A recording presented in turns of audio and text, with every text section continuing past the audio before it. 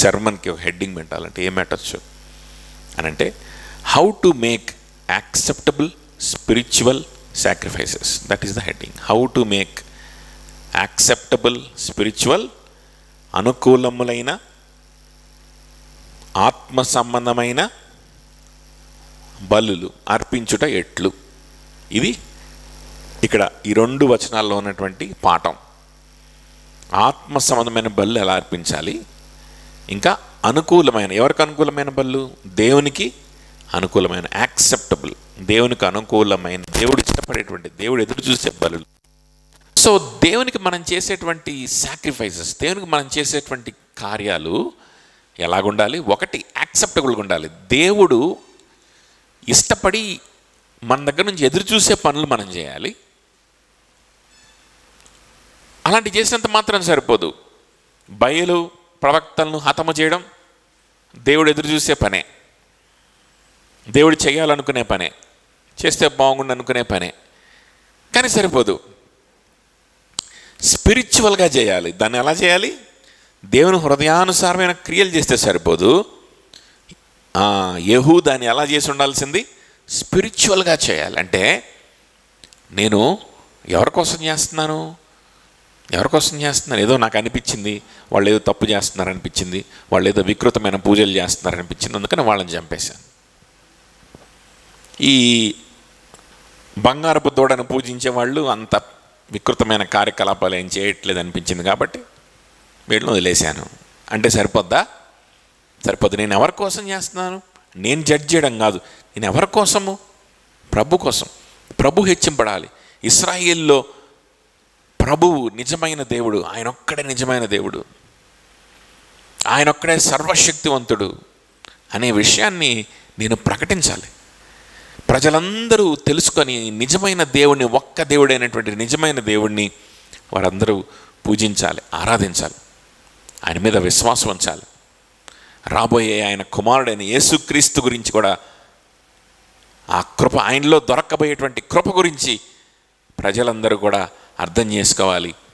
ఆయన ప్రేమని, ఆయన నీతిని, ఆయన గొప్పతనాన్ని. ఇది లేదు, ఈ అటాచ్మెంట్ లేదు ప్రభుతో, ఈ సంబంధం లేదు ప్రభుతో. ఇలాంటి ఆలోచనలు రావాలంటే దేవునితో ఏముండాలి? ఆ ప్రేమ ఉండాలి, ఆ సంబంధం ఉండాలి. అది లేదు యెహూకి. హృదయపూర్వకంగా ప్రభు కోసం ఏది కూడా, see, something which is spiritual is nothing but which is heartful. Which is not heartful is not spiritual. బైబిల్లో ఉన్న దేవుని దగ్గరకు వచ్చేసరికి ఇదే ఫార్ములా. బయట దేవుళ్ళు దగ్గరికి వెళ్ళేసరికి ఫార్ములా ఇలాగ ఉండదు. స్పిరిచువాలిటీ వేరు, హృదయము వేరు బయట ఉండేటువంటి వ్యక్తులకి. స్పిరిచువాలిటీ అంటే వాళ్ళ దేవుని యొక్క గుణగణాల్ని ధ్యానిస్తూ, వారి దేవుడి యొక్క చేసినటువంటి క్రియల్ని ధ్యానిస్తూ, వారి దేవుడు చేసినటువంటి చూపించిన ప్రేమని, కృపని ధ్యానిస్తూ వాళ్ళు ఆ దేవునితోటి బాంధవ్యంలోకి వెళ్ళిపోయి ఆరాధించడం అనేటువంటిది బయట మనం చూడం, ఒక్క క్రైస్తవత్వంలో తప్ప. బయట ఏముంటుంది అని అంటే, their heart will be somewhere, their spirituality is different, their heart is different. Spirituality అంటే ఏదో ఒక అనుభూతి వాళ్ళకి. స్పిరిచువాలిటీ అంటే ఏంటి? ఒక ఫీలింగ్, ఒక అనుభూతి, ఒక ఎక్స్పీరియన్స్. ఎమోషన్ అని కూడా అనకూడదు దాన్ని, ఒక ఎక్స్పీరియన్స్ అంతే. మా మతం అనేటువంటి ఒక పిచ్చి కావచ్చు, లేకపోతే మా ట్రెడిషన్స్ అనేటువంటి ఒక పిచ్చి కావచ్చు, లేకపోతే ఇందులో ఏదో ఉంది తన్మయత్వం, ఇందులో ఏదో మనం ఏంటంటే అదర్ వరల్డ్లీ ఎక్స్పీరియన్స్ ఏదో ఉంది. ఇదిగో పలానా పూజ చేస్తే, పలానా పుణ్యక్షేత్రానికి వెళ్ళి అక్కడ ఉన్నటువంటి విగ్రహానికి మొక్కితే, లేకపోతే పలానా ప్లేస్కి వెళ్ళి అక్కడ ఉన్నటువంటి దానికి మొక్కితే ఏదో ఒక రకమైనటువంటి అనుభూతి కలుగుద్ది, ఒక తన్మయత్వం కలుగుతుంది. That is spirituality.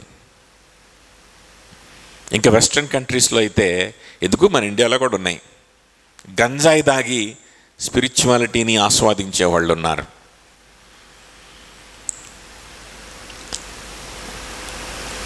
సెక్షువల్ ఇమ్మొరాలిటీలో పడిపోయి దాన్ని స్పిరిచువాలిటీగా ఆస్వాదించేటువంటి బాబాలు, అలా బోధించే బాబాలు కూడా ఉన్నారు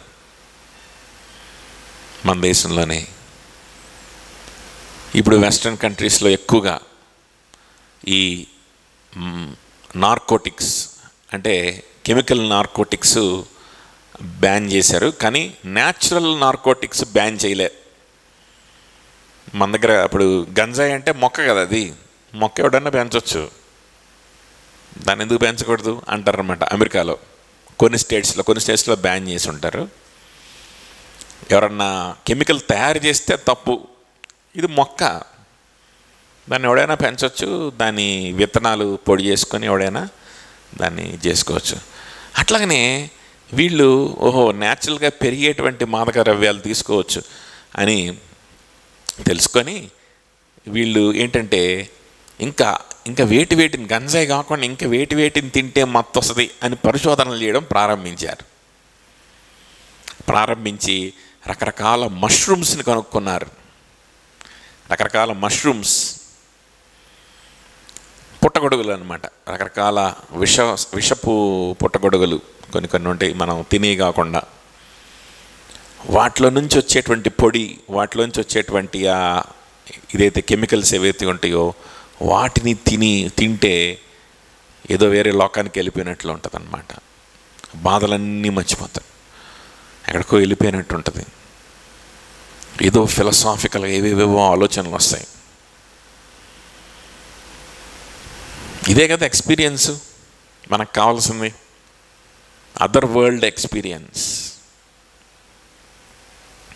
పాస్టర్లు కూడా చాలామంది దొంగ పాస్టర్లు ఇదే చెప్తారు, స్పిరిచువాలిటీ అంటే ఏంటి అని అంటే నీ బాధలన్నీ మర్చిపోయేలాగా చేయడం, లేకపోతే నీకు మోటివేషన్ ఇవ్వడం, లేకపోతే ఇవన్నీ ఇవ్వడం.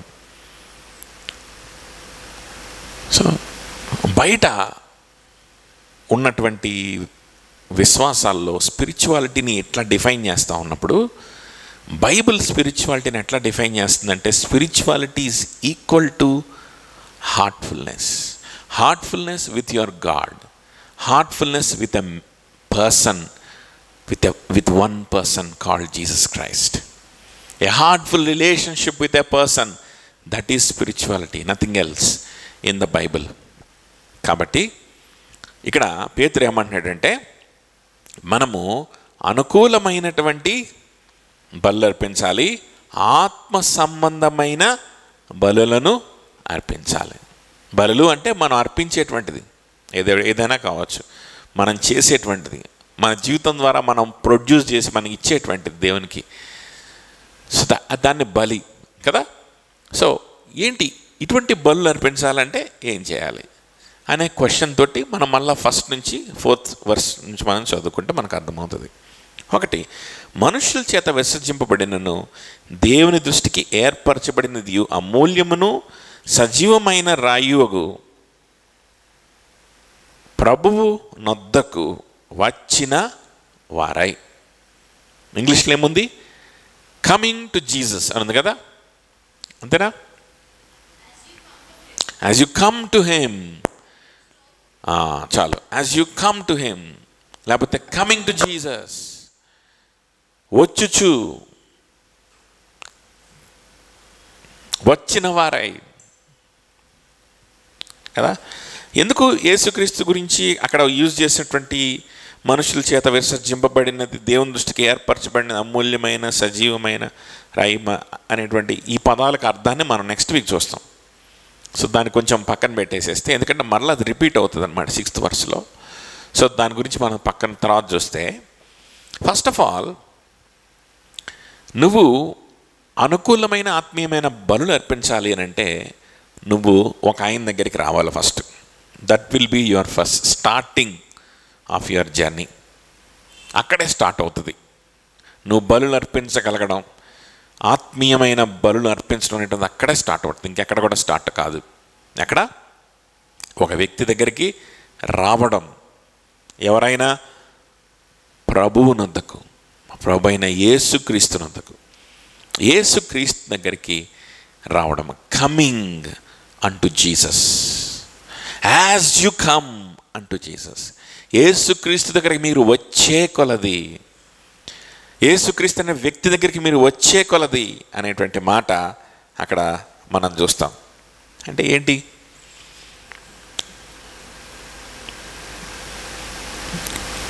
మీరు చేసే క్రియలు అవి దేవునికి అనుకూలమైనవా?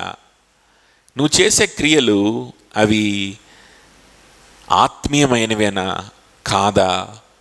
స్వార్థపూరితమైనవా? వేషధారణతో కూడినవా? ఇవి జడ్జ్ చేయాలి అని అంటే the one and only scale, ఒకే ఒక మార్గం ఏంటి అనంటే యేసుక్రీస్తు నువ్వు ఏ విధంగా చూస్తున్నావు అని యేసుక్రీస్తునితో కంపేర్ చేసుకొని చూడడం ఒక్కటే మార్గం. అది ఏ క్రియ అయినా కావచ్చు. క్రీస్తుని ముందు పెట్టుకొని క్రీస్తుతో పోల్చి చూసుకోవడం ఒక్కటే మార్గం. నేను పరిచర్య చేస్తున్నాను, లేకపోతే నేను సువార్త ప్రకటిస్తున్నాను, లేకపోతే ఒక వ్యక్తి నేను సంఘానికి నడిపిస్తున్నాను అని అంటే అది మంచి క్రియ కదా అని చెప్పి దానికి టిక్ మార్కులు వేసేస్తే కుదరదు. ఫస్ట్ దాన్ని ఇట్ షుడ్ బి క్వాలిఫైడ్ కదా. You should take it through some qualifying, కొన్ని ఏమంటారు, కొన్ని గ్రేడింగ్ పద్ధతులు గుండా వాటిని మనం స్క్రీన్ చేయాలన్నమాట. ఒకటి, అది అనుకూలమైనదే అయి ఉండాలి, దేవుని దృష్టికి అనుకూలమైనదై ఉండాలి. ఇంకోటి ఆత్మీయమైనదై ఉండాలి కదా.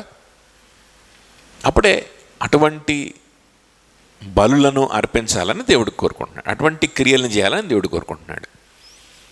మరి దేవునికి అనుకూలంగా ఉందా ఈ క్రియ, ఆత్మీయంగా ఉందా అని ఎట్లా నువ్వు చూస్తావు? ఎట్లా నీకు అర్థమవుతుంది? ఎట్లా అర్థమవుతుంది? ఒక వ్యక్తి ఉన్నాడు, ఆ వ్యక్తిని తీసుకొస్తున్నాను చర్చికి. ఎందుకు తెస్తున్నాను? యేసుప్రభు నమ్ముకుంటాడని తెస్తున్నాను. నాకేమైనా డబ్బులు వస్తాయి ఏంటి? వాడిని తెస్తే దేవుడి కోసమే తెస్తున్నాను అంటే సరిపోద్దా? సరిపోదు.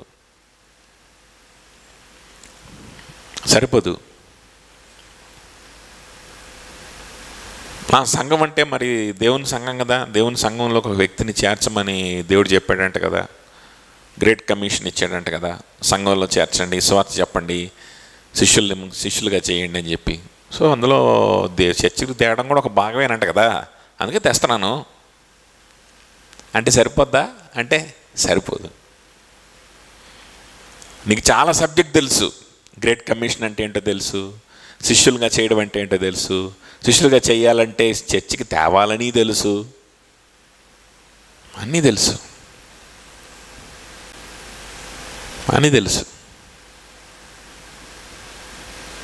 But that is not enough. అవన్నీ తెలుసుకొని ఆ వ్యక్తిని పిలిచాను అని అంటే అది అనుకూలమైన ఆత్మీయమైన బలి అవదాం. ఆ పని ఎప్పుడవుతుందో తెలుసా? When you do it as you are coming to Christ. ఆ పనిని నువ్వు యేసు క్రీస్తునొద్దకు వస్తూ చేస్తే అర్థమవుతుందా? ఏంటది? ప్రభువునొద్దకు వచ్చిన వాడవై నువ్వు చేస్తే అప్పుడు అది అనుకూలమైన ఆత్మీయమైన బలియాగంగా ఉంటుంది. అర్థమవుతుందా? క్రీస్తునొద్దకు నువ్వు వస్తూ, క్రీస్తునొద్దకు నువ్వు ఆయనకి దగ్గర అవ్వాలని, ఆయనతో సంబంధం కలిగి ఉండాలని, ఆయన్ని ఇంకా ఆస్వాదించాలని ఆశపడుతూ నువ్వు ఆ పని కనుక చేస్తే. సో ఫర్ ఎగ్జాంపుల్, మనం అనుకున్న ఎగ్జాంపుల్ మనం తీసుకుంటే, ఒక వ్యక్తిని చర్చికి రమ్మని ఇన్వైట్ చేసేటప్పుడు, ఒక వ్యక్తిని చర్చికి మనం ఆహ్వానించేటప్పుడు మన మెయిన్ ఇంటెన్షన్, మన సెంట్రల్ ఇంటెన్షన్ ఏమై ఉండాలి? మన మెయిన్ మోటివేటింగ్ ఫోర్స్ ఏమై ఉండాలి అని అంటేనంట,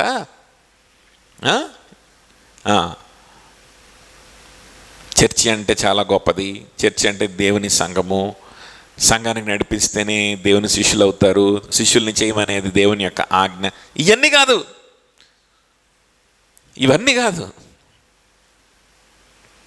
దేవుని ఆజ్ఞ పాటించాలి, ఏదో దేవుడు ఏదో ఆజ్ఞ ఇచ్చాడు పాటిద్దాం, ఇవన్నీ కాదు. నీ సెంట్రల్ ఇంటెన్షన్ ఏమై ఉండాలి, నీ మెయిన్ ఇంటెన్షన్ ఏమై ఉండాలి, నీ హృదయములో ఏ ఆశ అది పొంగుతూ ఉండాలి అని అంటే, నేను దేవునికి దగ్గరగా ఉండాలి, దేవుని నా హృదయంలో కలిగి ఉండాలి. నేను ఇలాంటి పనులు చేస్తేనే నేను దేవునికి నా హృదయం దగ్గరగా ఉంటుంది. నేను ఈ వ్యక్తిని ఇప్పుడు చర్చికి తీసుకొని వస్తే, ఈ వ్యక్తి సువార్త వింటే, ఈ వ్యక్తి విశ్వాసంలోకి వస్తే, ప్రభువుని ఆరాధిస్తూ ఉంటే,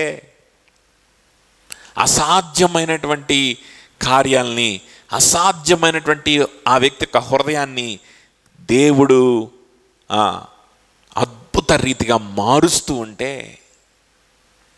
అద్భుతం చేస్తూ ఉంటే, ఆ వ్యక్తి యొక్క హృదయంలో దేవుడు చేస్తూ ఉంటే, ఆ అద్భుతాన్ని నేను చూడాలి. ఆ అద్భుతాన్ని నేను చూసినప్పుడు ఏం జరుగుతుందంటే, దేవుని యొక్క గొప్ప గుణాలని, దేవుని యొక్క కృపని, ఆయన యొక్క సార్వభౌమతని, ఆయన యొక్క ఆమ్నిపొటెంట్ నేచర్ని నేను చూసి నేను ఆయనకి ఇంకా ముగ్ధుడినైపోతాను.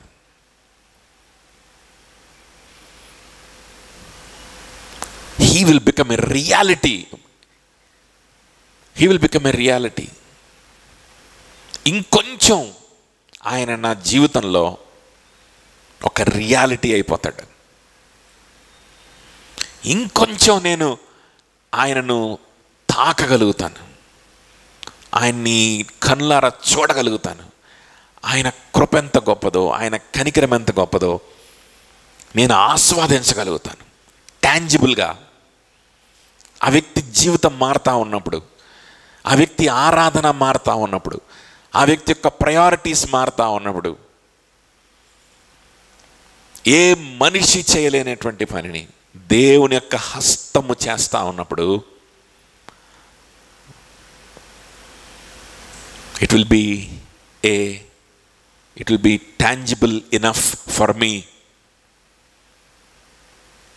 to enjoy him more. That is why I invite that brother or that sister into the church. That should be your intention. Coming unto Christ, క్రీస్తునొద్దకు, ప్రభువునొద్దకు వచ్చిన వారై, ప్రభువునొద్దకు వచ్చిన వారై. ఎందుకు నువ్వు ప్రభువునొద్దకు రావాలి? ప్రభువు నా నీతి. ఆ వ్యక్తి చర్చికి వస్తే నేను నీతిమంతుడినవను. నేను తీసుకొచ్చిన ఒకడు రక్షింపబడి బ్యాప్టిజం తీసుకుంటే నేను నీతిమంతుడినవను. నేను చర్చికి తెచ్చిన ఒకడు చక్కగా వస్తున్నాడు, రక్షింపబడ్డాడు, చర్చిలో చేర్చబడ్డాడు, చక్కగా కానుకలు ఇస్తున్నాడు అని అంటే నా నీతి కాదది.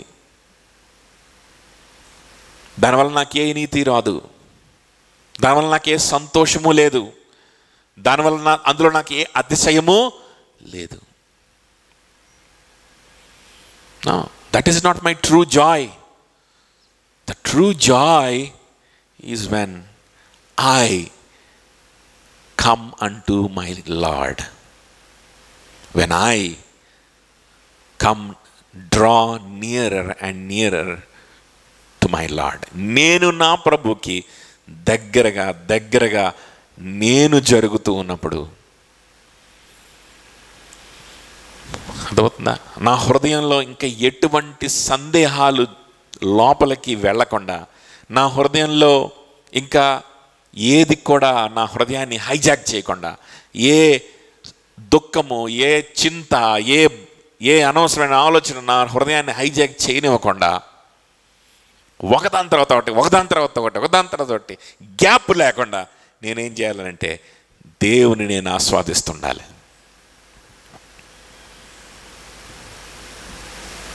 అట్లా గ్యాప్ ఇవ్వకుండా దేవుణ్ణి ఆస్వాదించేటువంటి, దేవుని యొక్క గుణగణాలని కళ్ళారా చూచేటువంటి క్రియల్ని నేను చేయాలి. ఒక వ్యక్తి కోసం విజ్ఞాపన చేస్తూ ఉన్నప్పుడు ఎందుకు చేస్తున్నావు విజ్ఞాపన? Because I want to go closer to my lord. ఆ ఇంటెన్షన్ ఉండాలంట ఫస్ట్. అప్పుడు అది ఉంది అని అంటే నువ్వు చేసే పని అది ఏదైనా కావచ్చు, ఒక విజ్ఞాపన చేయడం, ఒక ప్రార్థన చేయడం, లేకపోతే ఒక పరిచర్య చేయడం, ఒక సువార్త ప్రకటించడం, ఒక చర్చికి కేవలం ఫోన్ చేసి ఒక వ్యక్తిని తీసుకొని రావడం, ఒక హాస్టల్కి వెళ్ళి ఎవరన్నా కలిసి రావడం,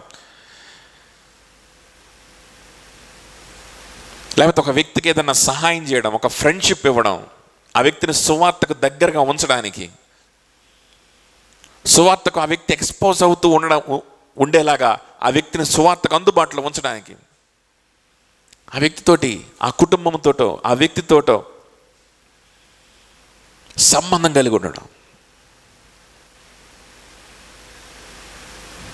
అవసరమైతే వాళ్ళకి చదువు, వైద్యమో, లేకపోతే ఏదన్నా ఇచ్చైనా సరే ఏదో ఒకటి చేసి వాళ్ళని ప్రభుకి దగ్గరగా, దేవుని సువార్తకి దగ్గరగా ఉంచడం కావచ్చు. Whatever it is, if you are doing it with this intention of drawing yourself nigh unto Jesus Christ, నిన్ను నువ్వు యేసుక్రీస్తు అనే వ్యక్తికి దగ్గర చేసుకోవాలని, యేసుక్రీస్తు యొక్క లో ఉన్నటువంటి గొప్పతనాన్ని, యేసుక్రీస్తులో ఉన్నటువంటి కృపని, అద్భుత కార్యాలని, సూచక్రియల్ని గ్యాప్ లేకుండా అనుభవించాలి. నా హృదయానికి గ్యాప్ ఇవ్వకూడదు. గ్యాప్ ఇచ్చామంటే ఏదో ఒకటి దూరుద్ది, ఏదో ఒక బాధ, ఏదో ఒక ఆలోచన, ఏదో ఒక ఆందోళన దూరిపోద్ది. దూరనివ్వకుండా ఏం చేయాలంటే నేను ప్రభువుని ఆస్వాదిస్తూ ఉండాలి. దానికోసం నేను పరిచర్య చేస్తున్నాను. పరిచర్య చేస్తే నాకు నీతి రాదు, నేను నీతిమంతుడిని అయిపోను పరిచర్య చేసినంత మాత్రాన. దానికోసం ఒక వ్యక్తికి సువార్త చెప్పేది నేను. సో నీ బలి దేవునికి అనుకూలము, ఆత్మీయంగాను ఉండాలి అని అంటే యేసుక్రీస్తుకి దగ్గర అవ్వడం నీ యొక్క గురి అయి ఉండాలి. రెండోది చూద్దాం, చూడండి. తర్వాత అమూల్యము, మనుషుల చేత విసర్జింపబడినను దేవుని దృష్టికి ఏర్పరచబడినది అమూల్యమును సజీవమునైన రాయగు ప్రభువునద్దకు వచ్చిన వారై, యేసుక్రీస్తు ద్వారా దేవునికి అనుకూలము ఆత్మసంబంధమైనటువంటి బలులు అర్పించుటకు పరిశుద్ధ యాజకులుగా ఉండునట్లు మీరును సజీవమైన రాళ్లను వలె నుండి ఆత్మసంబంధమైన మందిరముగా కట్టబడుచున్నారు. ఏమంటున్నాడు? ఫర్ దిస్ ఎండ్, ఈ గురిని మనము చేరుకోవడం కోసం మనము రెండవది ఏంటంటే we are being built into a spiritual house. ఒకటి, we are coming unto Jesus. If you want to sacrifice, if you want your sacrifices to be acceptable and spiritual, number one is you should be coming unto Jesus. Your main goal, your main intention, your main motivating force should be coming nigh unto Jesus Christ. Number one. Number two, you should be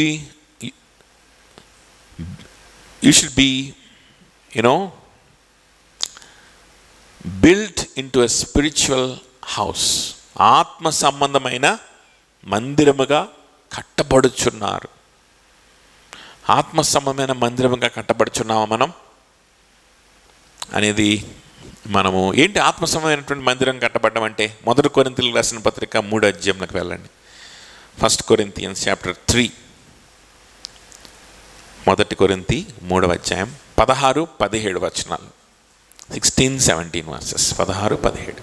మీరు దేవుని ఆలయమై ఉన్నారనియు దేవుని ఆత్మ మీలో నివసించుచున్నాడనియు మీరు ఎరుగరా? దేవుని ఆలయము ఎందుకంటే మన దేవుని ఆలయము దేవుని ఆత్మ మనలో నివసించుచున్నాడు. దేవుని ఆత్మ మనలో నివసించున్నాడు గనుక మనం దేవుని ఆలయం అవుతాం. ఎవడైనను దేవుని ఆలయమును పాడు చేసిన ఎడల దేవుడు వానిని పాడు చేయును. దేవుడు వాడిని పాడు చేయును. దేవుని ఆలయము పరిశుద్ధమై ఉన్నది, మీరు ఆ ఆలయమై ఉన్నారు. దేవుని ఆలయము పరిశుద్ధమై ఉన్నది, మీరు ఆ ఆలయమై ఉన్నారు. You are your life. మీ శరీరము అనే కంటే మీ జీవితం. మీ జీవితం అన్నప్పుడు మీ శరీరం ఒకటే కాదు, everything in it, along with everything in it, your body and along with everything in it is the temple of God. దేవుని ఆలయం. మీ శరీరంతో పాటు మీ తెలివితేటలు, మన శరీరం అంటే ఆ శరీరం దేవుని ఆలయం అంట. నా శరీరంలోకి పరిశుద్ధాత్మ రావాలి అని నాకు కోరిక, రమ్మనండి, ఎవడొద్దన్నాడు. నా మనసు మాత్రం నేను నిరంతరము దేని మీదో పెట్టుకుంటా, డబ్బు మీద, మనుషుల మీదో, దేని మీదో పెట్టుకుంటా నా మైండ్ అంతా. శరీరంలోకి రమ్మనండి, ఎవడొద్దు అన్నాడు అని అంటే కుదరదు. అది కాదు దాని అర్థం. శరీరము అన్నప్పుడు శరీరముతో సహా అని అర్థం. అర్థమవుతుందా? నీ మనస్సు దేవునికి ఆలయం అని అంటే మనం ఏంటంటే మనసులో ఒక్కటే దేవుడిని పెట్టుకుంటే సరిపోద్ది అనుకుంటామేమోనని శరీరము అనేటువంటి మాట మాట్లాడతారు. శరీరము అంటే హోలిస్టిక్ వర్డ్. అది అంటే నీ మనసే కాదు, నీ హృదయమే కాదు, నీ శరీరముతో నువ్వు చేసేటువంటి యాక్టివిటీస్ కూడా, నీ విల్ కూడా, everything holistically you need to submit to the Lord. You need to give it away to the Lord so that it would be used by him like a house. అర్థమవుతుందా? అది శరీరము దేవునికి ఆలయం అంటే అది దాని అర్థం అది. సో మనమంట అటువంటి ఒక ఆలయముగా కట్టబడుతూ ఉన్నామా లేదా? ఆ కట్టబడేటువంటి ప్రాసెస్లో మనం ఇదిగో ఆ పలానా పనిని చేస్తున్నామా, లేకపోతే ఆ ఇంటెన్షన్ లేకుండా చేస్తున్నామా అనేది మనం ఆలోచన చేసుకోవాలి.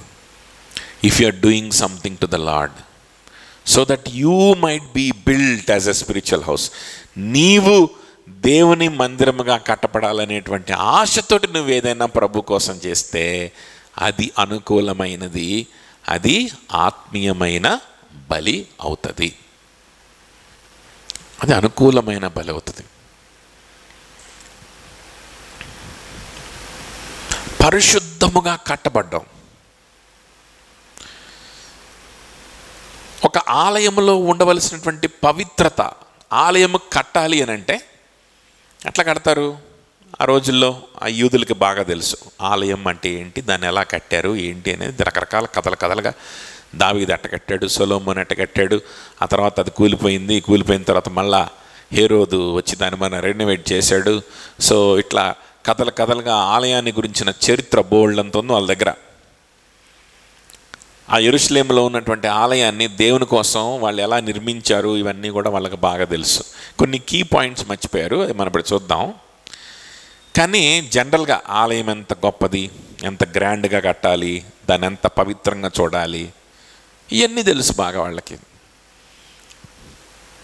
దాన్నే ఇక్కడ పేతురు యూజ్ చేసుకోదలుచుకున్నారు. వాళ్ళకున్న నాలెడ్జ్నే పేతురు ఇక్కడ యూజ్ చేసుకోదలుచుకున్నాడు. మీకు తెలుసు కదా ఆలయం అంటే ఎంత పవిత్రంగా కడతారో.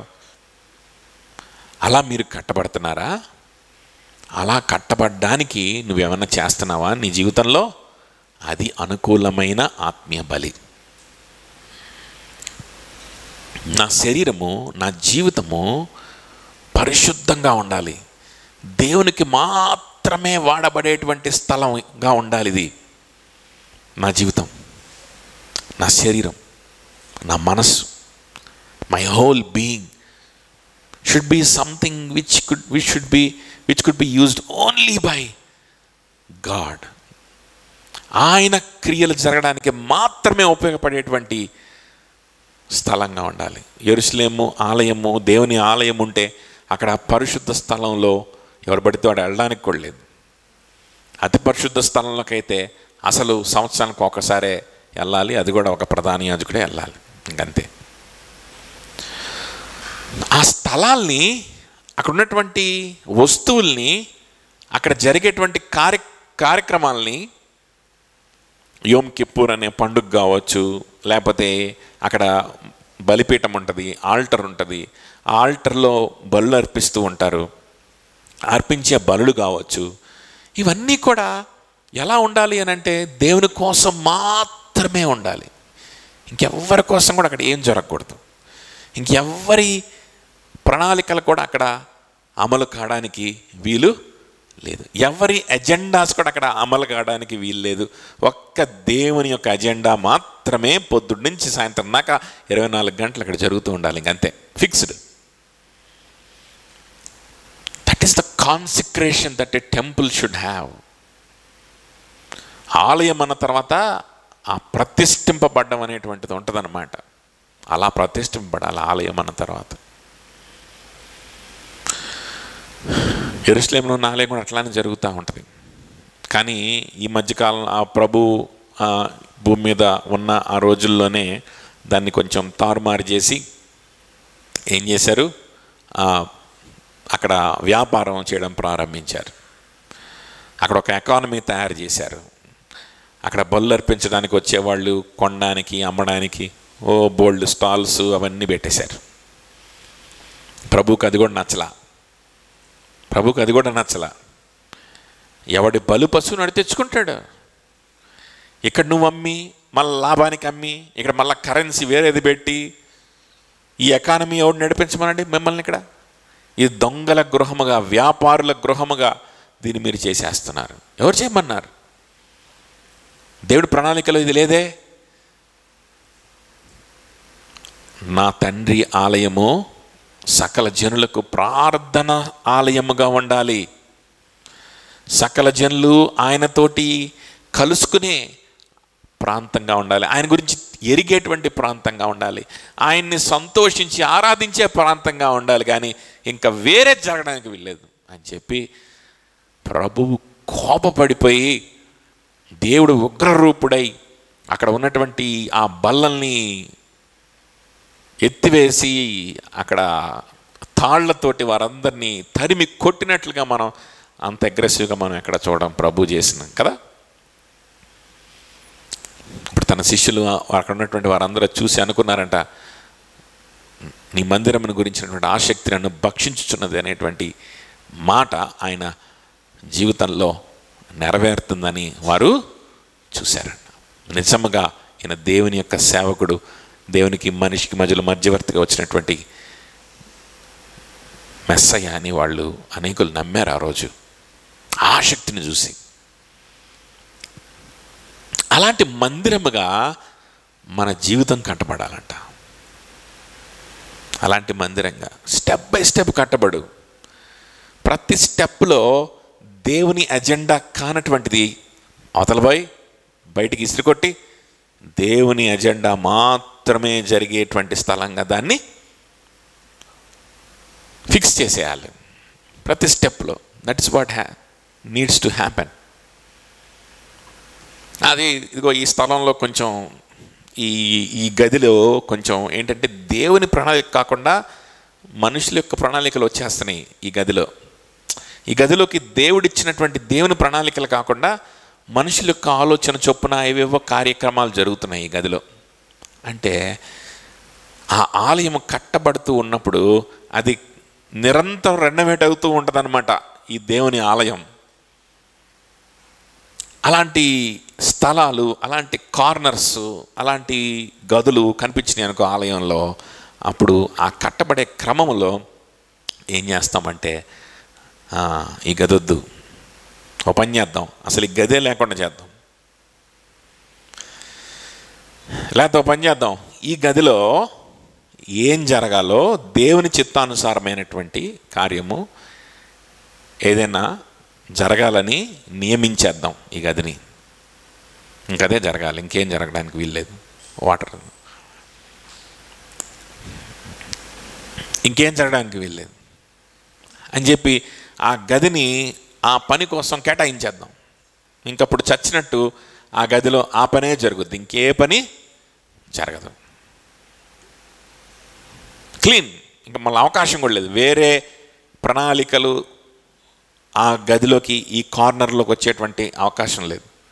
ఆ విధంగా ఏ కార్నర్లో ఎక్కడెక్కడ నీ సొంత ఆలోచనలు పనిచేస్తున్నాయి, ఎక్కడెక్కడ నీ హృదయంలో నీ సొంత ఆలోచనలు పనిచేస్తున్నాయి, మనుషులు చెప్పిన ఆలోచనలు పనిచేస్తున్నాయి, ఎక్కడ మనుషుల కోసం పనిచేస్తున్నావు, ఏ కార్నర్లో నీ సొంత స్వార్థం కోసం పనిచేస్తున్నావు, ఏ కార్నర్లో నీ సొంత రిలాక్సేషన్ కోసం, నీ సొంత ఎంటర్టైన్మెంట్ కోసం, నీ సొంత తృప్తి కోసం ఎక్కడ పనిచేస్తున్నావు?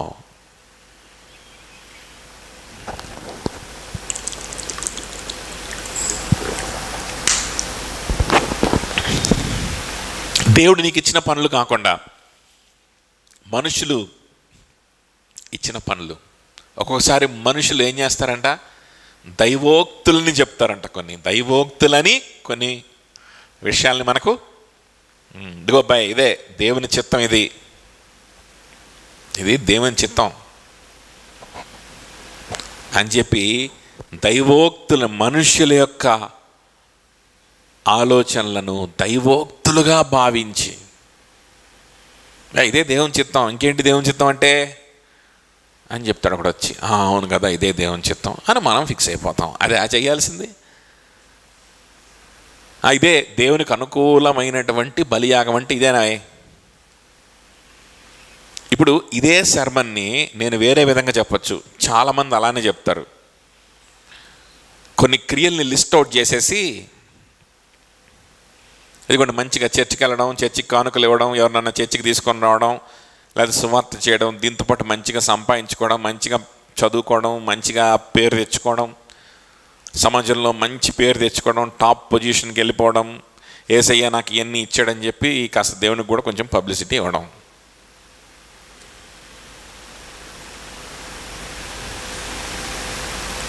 సమాజంలో అందరి చేత యాక్సెప్టెన్స్ పొందుకోవడం. ఒక లిస్ట్ మొత్తం చూపించి, ఇదిగో ఇవే దేవునికి అనుకూలమైన పనులు, దేవునికి ఆత్మీయమైనటువంటి బలియాగాలంటే ఇవేనా, ఇవి చేయండి చాలు అని చెప్పచ్చు. కానీ అలా చెప్పదలుచుకోవట్లేదు. That's very very very pathetic way to preach this verses. ఎందుకంటే they themselves contain the criteria through which we have to judge ourselves. మన క్రియల్ని, మన బలి అర్పణలని మనం ఏ విధంగా సరిచూసుకోవాలనేటువంటిది ఆ వచనాల్లోనే ఉన్నాయి. అది ఏ క్రియ అయినా కావచ్చు, ఈ టెస్టులు గుండా వెళ్తే అయిపోద్ది. ఆ క్రియల్ లిస్టులు వేయడం కాదు. చాలామంది అలా చేస్తారు. వాక్యం తెలియని వాళ్ళు అలా చేస్తారు. కపటమైనటువంటి సహోదరులు అలా చేస్తారు. ప్రభుతో వాళ్ళకి ఎటువంటి సంబంధం లేకుండా పాస్టర్లు అయిపోయిన వాళ్ళు చాలామంది ఉన్నారు లోకంలో. వాళ్ళు చేస్తారు. ఏంటండి దేవునికి అనుకూలమైన బలియాగం అంటే, ఆత్మీయ సంబంధమైనటువంటి బలి అర్పణలు అంటే ఏంటి? నేను చెప్తా, దా లిస్టు చూపిస్తా, ఇదిగో ఇవే, ఇవన్నీ చేయి చాలు అని అయ్యో నీతులు చెప్తాడు.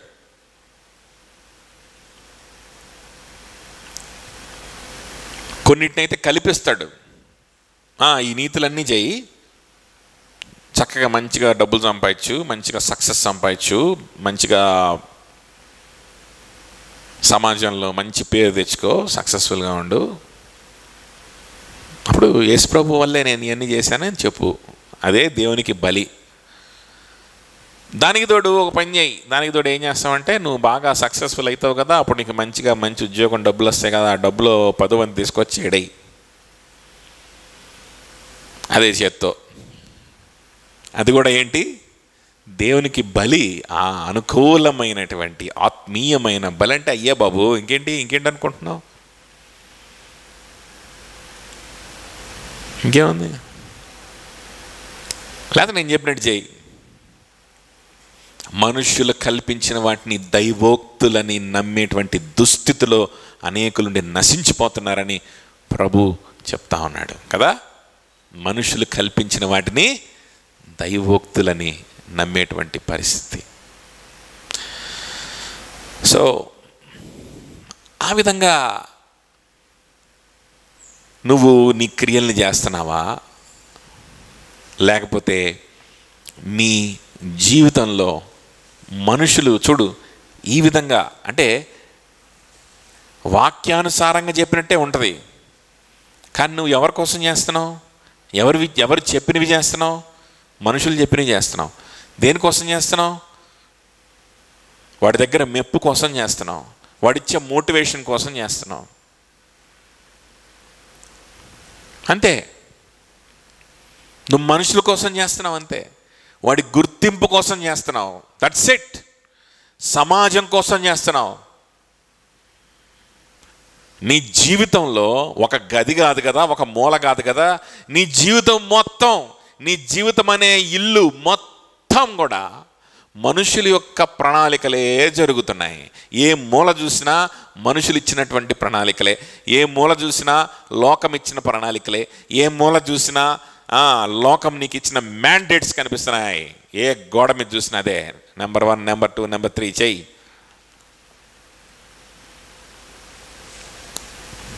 ఇక నువ్వు దేవునికి ఆలయం ఎట్లాగవుతావు?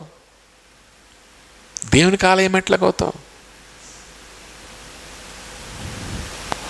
ఒక మూలలో ఎవడో పాస్టర్ అనబడేటువంటి ఒక దొంగ చెప్పినటువంటి లిస్టు ఒక మూల తగిలించుకొని ఉంటావు, ఇంకొక మూల స్నేహితులు చెప్పిన లిస్టు తగిలించుకొని ఉంటావు. వాళ్ళతోటి వినోదము, వాళ్ళతోటి ఎంటర్టైన్మెంటు, వాళ్ళతోటి సోషల్ లైఫ్ అనే పేరుతోటి, ఫ్రీడమ్ అనే పేరుతోటి ఏవో పెట్టుకొని ఉంటావు లిస్టు వాళ్ళు చెప్పినాయి. అలా వాళ్ళతో కలవనివ్వరు వాళ్ళు.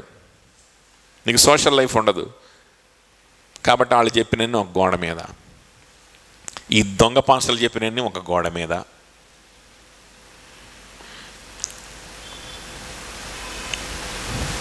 ఈ లోకంలో ఉన్న ఫినాన్షియల్ సిస్టమ్, లేకపోతే ఈ లోకంలో ఉన్నటువంటి సిస్టమ్ చెప్పినవి ఇంకొక గోడ మీద. ఇదిగో ఇది, ఇంత డబ్బు ఉండాలి నీకు, ఈ విధంగా పనిచేయాలి, ఈ విధంగా ఉండాలి, లేకపోతే బ్రతకలేవు, చచ్చిపోతావు, రోడ్డున పడతావు, అడుక్కొని తింటావు, కాబట్టి చచ్చినట్లుగా ఇన్ని గంటలు పని చేయాల్సిందే.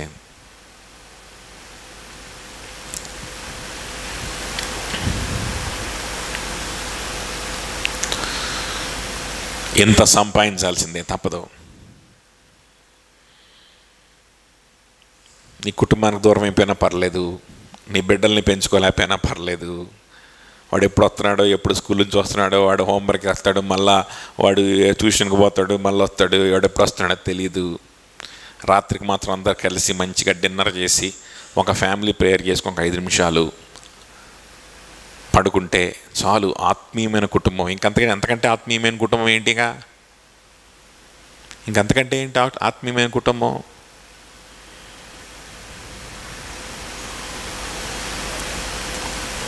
చాలు. నువ్వు స్త్రీవైనా, నువ్వు పురుషుడివైనా, నువ్వు తల్లివైనా, తండ్రివైనా, నువ్వు భార్యవైనా, భర్తవైనా, ఇవన్నీ తర్వాత సంగతి.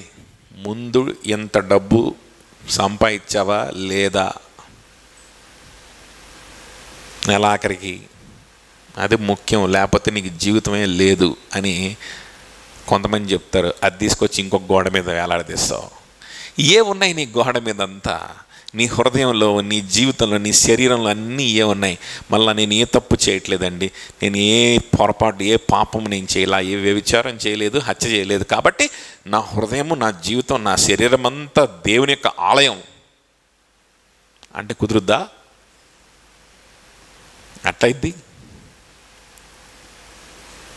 ఎట్టయిద్ది దేవుని ఆలయం? అది ఇన్ని వ్యాపారాలు పెట్టుకొని ఉంటే అది దేవుని ఆలయం ఎట్లా అవుతుంది? అరే బయటకెళ్ళి ఏదో దేవుని సువార్త ప్రకటించి, దేవుని సువార్త ద్వారా ఏ విధంగా మనుషులు మారతారు, ఏ విధంగా ఒక పాపి రక్షింపబడతాడో నేను ఆస్వాదించాలి, నేను చూడాలి, నేను ఎక్స్పీరియన్స్ చేయాలి దేవుని యొక్క గొప్ప కార్యాలని అని ఆశపడ్డం తర్వాత సంగతి కదా. అది పక్కన పెడితే నీ కడుపున పుట్టిన పిల్లల గురించి కూడా, వారి రక్షణ గురించి నువ్వు ఆలోచించలేని దిక్కుమాలిన స్థితిలో నువ్వు ఉండి నా దేహము దేవుని యొక్క ఆలయం అని ఎట్లా చెప్తావు? నీ బిడ్డల సువార్త అందుతుందా లేదా? నీ బిడ్డల సువార్తను అంగీకరించి సువార్తలో ఎదిగేటువంటి పరిస్థితిలో ఉన్నారా లేదా? రేపొద్దున సువార్త వింటే దాన్ని అంగీకరించేటువంటి మనస్తత్వం ఈ బిడ్డలకు వస్తుందా లేదా అని చూసుకోలేని, పెంచుకోలేనటువంటి తల్లులుగా, తండ్రులుగా ఉంటే, దానికి సమయం లేనటువంటి పరిస్థితిలో నువ్వు లోకమంతా తిరిగి డబ్బుల సంపాదనలో నిమగ్నమై ఉంటే,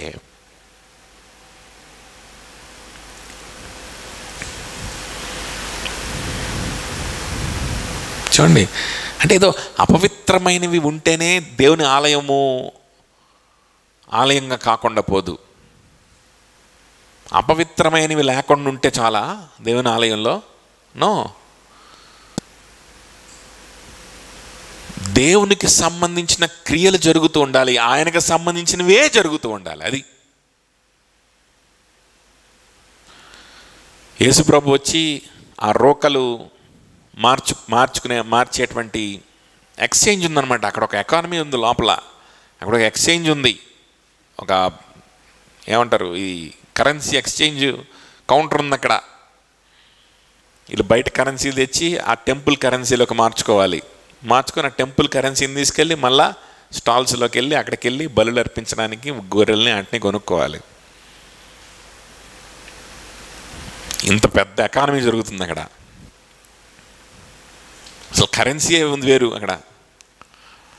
ఆ రోకలు మార్చేవారిని, అక్కడ అమ్మకములు చేసేటువంటి వారిని, క్రయ విక్రయాలు చేసేటువంటి వారిని తాళ్లతో కొరడా చేసి కొట్టి తరుముకున్నాడంట. వాళ్ళు ఏం చేస్తున్నారు? వ్యభిచారం చేస్తున్నారా? అక్కడ ఏమన్నా డ్యాన్స్ పెట్టారా? డీజే పెట్టారా? డీజే పెట్టి అపవిత్రమైనటువంటి డ్యాన్సులు నేస్తున్నారు అక్కడ? లేదే ఏమన్నా అక్కడ తాగి మొన్నదా చేశారు కదా, తాగి వాళ్ళు సినిమా పాటలు పెట్టుకొని డీజే పెట్టుకొని డ్యాన్సులు నేస్తున్నారా? లేదే. ఏం చేస్తున్నారు వాళ్ళు? వచ్చిన భక్తుల సౌకర్యార్థం అక్కడ కరెన్సీ ఒకటి ఏర్పాటు చేసి, వచ్చే భక్తులు మరి వాళ్ళ ఇంట్లోంచి తెచ్చుకోలేరు కాబట్టి అక్కడే బలి పశువుల్ని అమ్మి చేస్తున్నారు. ఆలయము పవిత్రంగా ఉండమంటే పాపం జరగకుండా ఉండడం కాదు, అది సరిపోదు. పాపిష్టి పనులు లేకుండా ఉంటే సరిపోదు.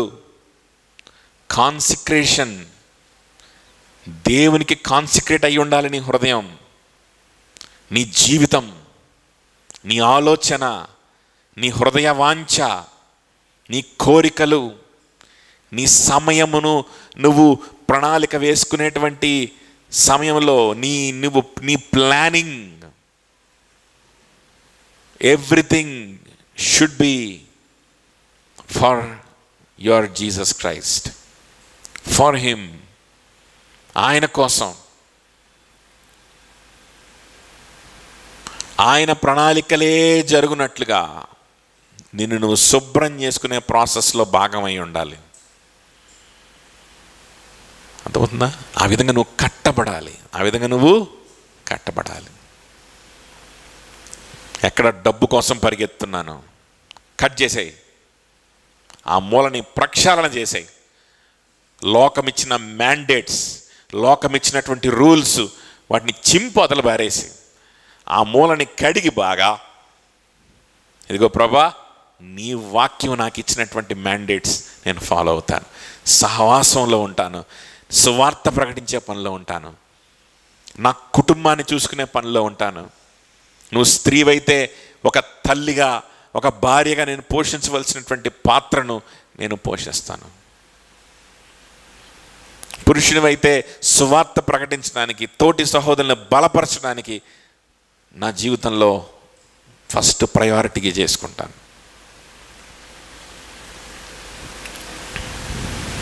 ఎక్కడైతే నా కుటుంబాన్ని పోషించడానికి, ప్రభు ఇచ్చినటువంటి కుటుంబాన్ని పోషించడానికి భార్యని పోషించడానికి, సంరక్షించడానికి. అక్కడ ఉంటుందన్నమాట డబ్బులు సంపాదించడం, ఎక్కడ ఒక మూలలో. అందులో భాగంగా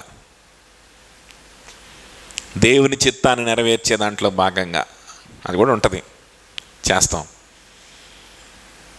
అది ఉందా? That is how you need to cleanse your temple. That is how you need to cleanse your temple. చూడండి, స్టెఫను చెప్పిన మాటల్ని మనం చూసినా, అలాగనే 2 సమయంలో ప్రభు చెప్తున్న మాటలు మనం చూసినా, ఫిజికల్ టెంపుల్ నాకు వద్దు అంటాడు ప్రభు. అదే స్టెఫను మళ్ళా 7వ అధ్యాయంలో మనం చదువుకున్నాం ఆల్రెడీ. తర్వాత మీరు చూసుకోవచ్చు 7వ అధ్యాయంలో, అపోస్తల కార్యములు 7వ అధ్యాయంలో ఏమంటున్నాడు? చేతులతో హస్తకృతములైనటువంటి ఆలయములలో ఆయన నివసింపడు. దీనికి చార్ల్స్ స్పర్జన్ గారు ఒక అద్భుతమైనటువంటి మాటలు ఆయన రాస్తాడు అన్నమాట. అదేంటంటే, we have a nobler work to do in building up the spiritual house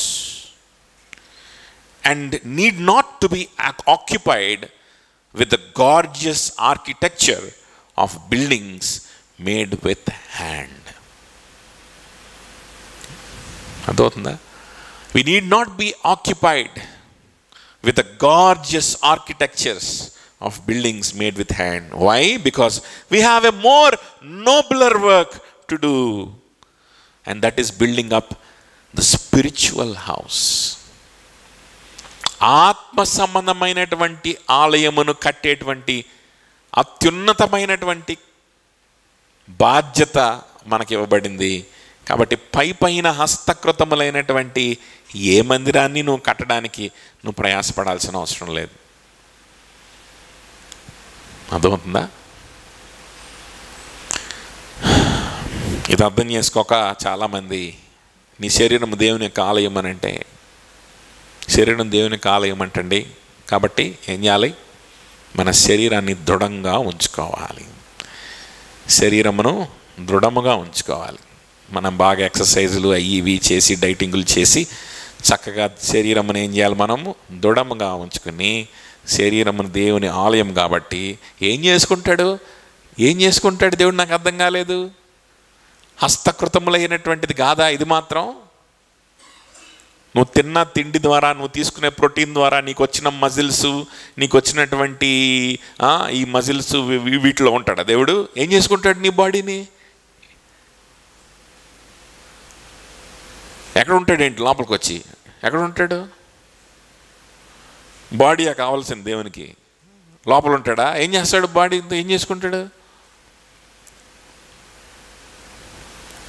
హస్తకృతములైనటువంటి gorgeous architectures, పెద్ద గంభీరమైనటువంటి ఆలయాన్ని, బంగారముతో పొడగబడినటువంటి ఆలయాన్ని, పెద్ద పెద్ద రాళ్లతో దృఢమైనటువంటి ఆలయాన్ని నిర్మిస్తే సొలొమోను దేవుడు అన్నాడు, ఈ దేవుడికి కావాలి అన్నాడు. అలాంటిది నువ్వు బాగా మజిల్స్ పెంచుకొని బాగా దృఢంగా ఉంటే ఇదిలోకి వచ్చి ఏం చేస్తాడు? ఎక్కడ ఉంటాడు? అది కాదు నీ శరీరం దేవుని ఆలయం అంటే అర్థం అది కాదు. You need to build your self as a spiritual temple. నీ జీవితాన్ని ఒక ఆత్మ సంబంధమైన ఆలయముగా, కంటికి కనిపించేది కాదది, హస్తకృతములైనది కాదది. నీ చేతులతో నువ్వు చేసే ఎక్సర్సైజుల వల్ల, నువ్వు చేసే వాకింగ్ వల్ల, నువ్వు చేసే ప్రోటీన్ వల్ల వచ్చేది కాదది. అది కాదు, కంటికి కనిపించదు. నీ జీవితం హోలిస్టిక్గా నీ శరీరముతో పాటు, అఫ్కోర్స్ నీ శరీరముతో పాటు ప్రభు కోసం నువ్వు శ్రమించి పనిచేయాలి అని అంటే దానికి అనుకూలంగా శరీరాన్ని పెట్టుకోవాలి, అది వేరే విషయం. కానీ నీ శరీరం దేవుని ఆలయం అంటే ఇది కాదు, ఇది కాదు. నీ జీవితం దేవునికి ఆలయం అయిపోవాలి.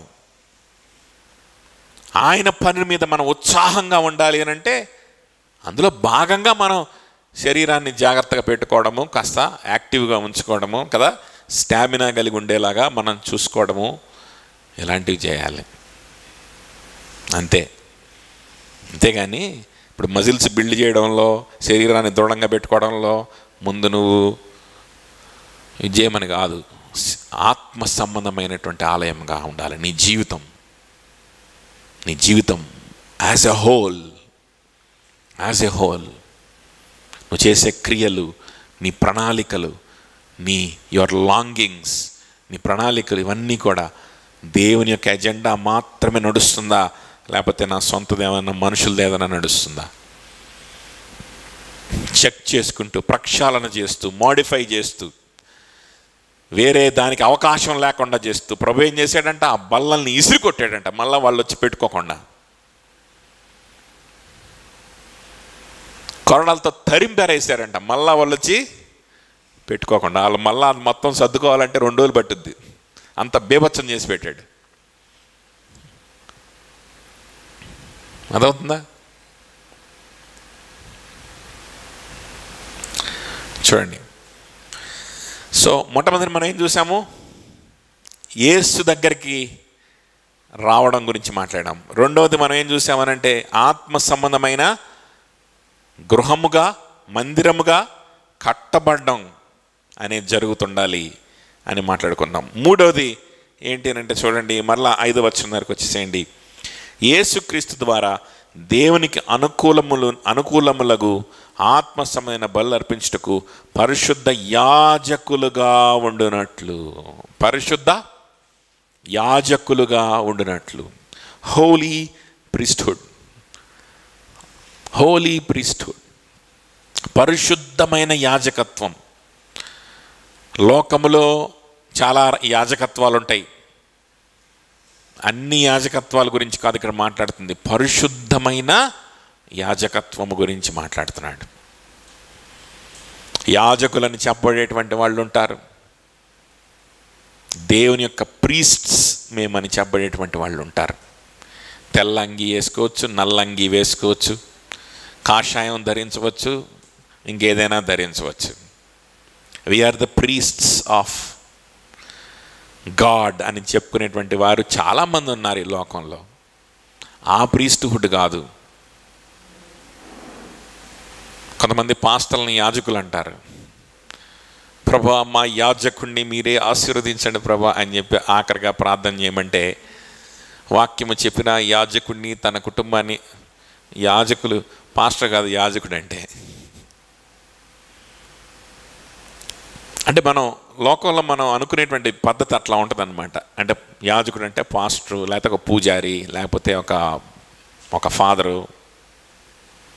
నో, ఇక్కడ మాట్లాడుతుంది ఇలాంటి దొంగ యాజకత్వాలు బోల్డ్ ఉంటాయి, కానీ దేవుడు మాట్లాడుతుంది ఇక్కడ, పేతురు మాట్లాడుతుంది దేని గురించి అనంటే హోలీ ప్రీస్ట్హుడ్. ఏంటంట? పరిశుద్ధ యాజకులుగా, పరిశుద్ధ యాజకులుగా. చూడండి ఏం చేస్తాడు పరిశుద్ధమైన యాజకులు. పరిశుద్ధమైన యాజకులు అంటే దేవుడే ఇచ్చిన యాజకత్వాన్ని గురించి మనం చూస్తే మనకు కొన్ని క్లూస్ దొరకవచ్చు కదా. లేవి కాండం చూడండి 21:6, లేవి కాండము 21:6, లెవిటికస్ 21:6.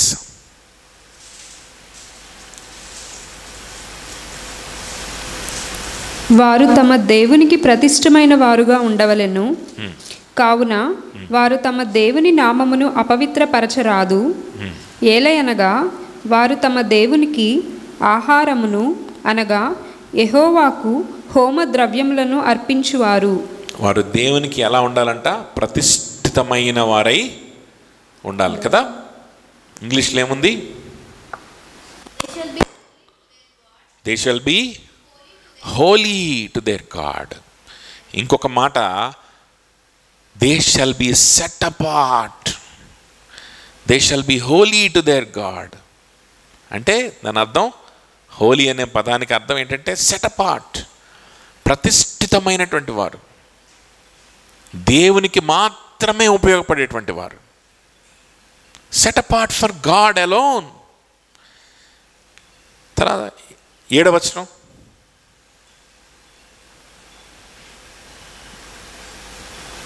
కావున వారు పరిశుద్ధులై ఉండవలెను, వారు జార స్త్రీనే గాని భ్రష్టురాలినే గాని పెళ్లి చేసుకొనకూడదు, పెనిమిటి విడనాడిన స్త్రీని పెళ్లి చేసుకొనకూడదు. ఏలయనగా యాజకుడు తన దేవునికి ప్రతిష్ఠితుడు. 13-14 అతడు కన్యకను పెళ్లి చేసుకొనవలెను. విధవరాలినైనను విడనాడబడిన దానినైనను భ్రష్టురాలినైనను అనగా జార స్త్రీనైనను అట్టి వారిని పెళ్లి చేసుకొనక తన ప్రజలలోని కన్యకనే పెళ్లి చేసుకొనవలెను. యెహోవా అను నేను అతని పరిశుద్ధపరచువాడను గనుక అతడు తన ప్రజలలో తన సంతానమును అపవిత్రపరచకూడదని వారితో చెప్పుము. చాలు చూడండి, ఇవి పాత నిబంధనలో యాజకులకు దేవుడు పెట్టినటువంటి నియమాలు. యాజకులగా మారవలసినటువంటి ఉండవలసినటువంటి లేవీయులకు దేవుడు పెట్టినటువంటి నియమాలు అన్నమాట. వీటిని యాజ్ ఇట్ ఈస్గా ఇప్పుడు మనము యాజకులుగా ఉండాలి అని అంటే ఇవన్నీ పాటించమని కాదు. మనం మరి ఎందుకు ఇచ్చాడు దేవుడు ఇవన్నీ అని అంటే కనుక, దేవుడు ఎందుకు ఇచ్చాడు ఇవన్నీ అని అంటే దేవుని యొక్క మనసును అర్థం చేసుకోవడానికి. యాజకులు అంటే ఎంత ఆయన పొసెసివ్నెస్ కలిగి ఉన్నాడు, లేకపోతే యాజకులు అనేవాళ్ళు ఎంతగా ఆయన కోసం ప్రతిష్ఠించబడాలి అని ఆయన కోరుకుంటున్నాడు. ఆయన కోరికను మనం అర్థం చేసుకోవడానికి చదవాల్సినటువంటి మాటలు అన్నమాట ఇవన్నీ. చూడండి, ఒకవేళ ఎటువంటి వ్యక్తుల్ని పెళ్లి చేసుకోవాలనేటువంటి విషయంలో కూడా ఎందుకు నేను చదివించానంటే, ఇంత డీటెయిల్డ్గా కూడా వారి జీవితంలో సూక్ష్మమైనటువంటి విషయాల్లో కూడా వాళ్ళు యెహోవాకు ప్రతిష్ఠితమై ఉండాలని ఇష్టపడుతున్నాడు దేవుడు. ఇవి యాజ్ ఇట్ ఈస్గా చేయమని కాదు, దేవుని మనసును తెలుసుకోమని ఇవి మనకు రాసిచ్చింది. ఆ రోజు వాళ్ళకి ఏంటనంటే, ఆ దేశంలో మీరు లేవీలుగా ఉన్నప్పుడు మీరు ఇవి ఖచ్చితంగా పాటించాలి. ఈ దేశపు పౌరసత్వము మీకు లభించాలంటే మీరు ఖచ్చితంగా పాటించాలి. ఇవి పాటిస్తేనే ఇశ్రాయేల్ అనేటువంటి జనాంగము పవిత్రంగా అది నిలబడుతుంది. పవిత్రంగా నిలబడితే అప్పుడు నేను ప్రకటించదలుచుకున్న, మీ ద్వారా నేను ప్రకటించదలుచుకున్న యేసుక్రీస్తుని గురించిన సువార్త కల్తీ అవ్వకుండా అది కూడా ప్యూర్గా ఫ్యూచర్ జనరేషన్స్కి వెళ్తుంది అనే ఉద్దేశంతో ఈ జనాంగము పవిత్రంగా ఉంటే, ప్యూర్గా ఉంటే వీళ్ళు క్యారీ చేసే మెసేజ్ కూడా ప్యూర్గా ఉంటుంది. వీళ్ళు కలుషితమైపోయారనుకోండి, వీళ్ళు క్యారీ చేసే మెసేజ్ కూడా కలుషితం అయిపోద్ది కదా. అందుకని దేవుడు ఏం చేశాడంటే, జాగ్రత్తగా ఇలాంటి వ్యక్తుల్ని పెళ్లి చేసుకోవాలి. ఇప్పుడు మనం దీన్ని ఏ విధంగా అన్వయించుకోవచ్చు? ఇక్కడ నుంచి మనం పికప్ చేసుకోవాల్సిన పాయింట్స్ ఏంటి? మనం ఇశ్రాయేలు జనాంగం కాదు, ఇశ్రాయేలు ఆ సంతతిలో ద్వారా దేవుడు వాక్యాన్ని ప్రకటించాలనుకోవట్లేదు. ఇప్పుడు ఆయన వాక్యాన్ని ఆయన పవిత్ర గ్రంథమైనటువంటి బైబిల్ గ్రంథం ద్వారా ప్రకటించదలుచుకున్నాడు. స్థానిక సంఘాలుగా మనం ఉంటూ సువార్త ప్రకటించేటువంటి వారి ద్వారా ప్రకటించదలుచుకున్నాడు. అది ఏ జాతి వాడైనా కావచ్చు, ఎవరైనా కావచ్చు. యేసుక్రీస్తు దిగి వచ్చేసాడు. ఇంకా ఆయన గురించి చాలా జాగ్రత్తగా చెప్పాల్సింది ఏమీ లేదు, అంత బహిర్గతం అయిపోయింది. బాహాటంగా ఆయన సిలువ వేయబడ్డాడు. ఆయన సిలువని గురించినటువంటి సువార్త అది బహిరంగంగా జరిగింది, బహిరంగంగా వ్యాప్తి చెందుతుంది. సో ఇప్పుడు ఇశ్రాయేలీల యొక్క అవసరం లేదు దేవునికి. సో దీన్ని మనం ఏ విధంగా అన్వయించుకోవచ్చు అని అంటే, దేవుని యొక్క ఆలోచన, దేవుని యొక్క ఉద్దేశం ఏ విధంగా ఉంది తన యాజకుల పట్ల, వాళ్ళు ఎంత పవిత్రంగా ఉండాలని ఆశపడుతున్నాడు. ఎవరిని పెళ్లి చేసుకోవాలనేటువంటి ఆ సూక్ష్మమైనటువంటి దానికి కూడా దేవుడు కొన్ని నియమాలు పెడుతున్నాడు.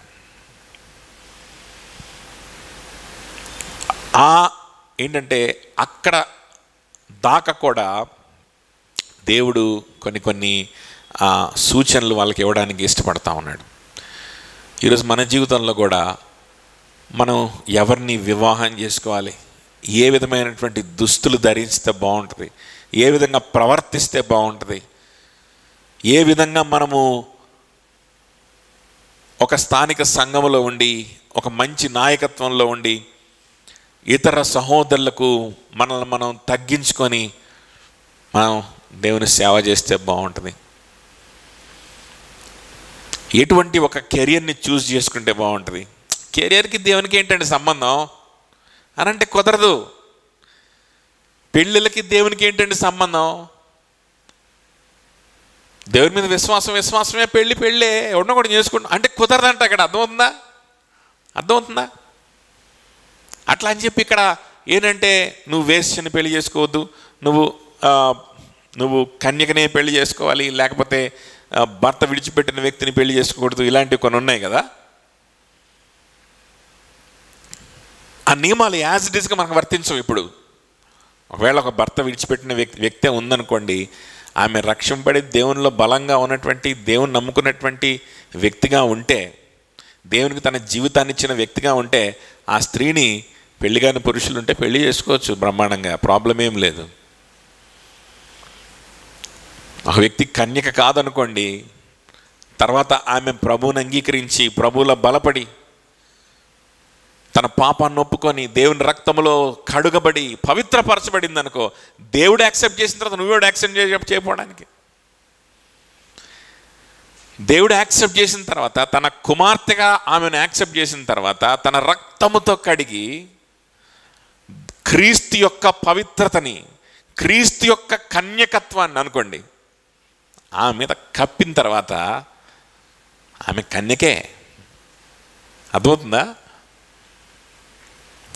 చెప్పింది? సో ఓల్డ్ టెస్ట్మెంట్లో ఉన్న మెకానిజంకి ఇక్కడ ఉన్నటువంటి డైనమిక్స్కి కొంచెం మాడిఫై చేసుకుంటాం, but the mind of the lord is the same. He is a God who wants to involve in each detail, in every detail of your life. దీనికి ఆత్మీయ జీవితానికి ఏంటి సంబంధం అంటే ఉంది. నువ్వు ఎవరిని వివాహం చేసుకునే దానికి ఆత్మీయ జీవితానికి సంబంధం ఏంటంటే ఉంది.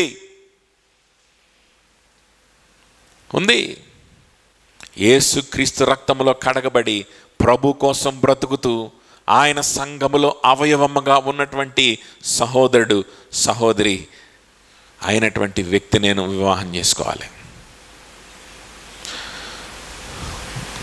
దేవుని దృష్టిలో పవిత్రులు వాళ్ళే, దేవుని దృష్టిలో కన్యకలు వాళ్ళే, గతం ఏదైనా కావచ్చు. దేవుని దృష్టిలో నీతిమంతులు వాళ్ళే, గతంలో వారు ఏ బలహీనతలో పడిన వ్యక్తులైనా కావచ్చు. Once they came to the Lord, once they have come to the Lord, once they are washed in his blood, once they are a part of a local church and the body of Christ and are living for him,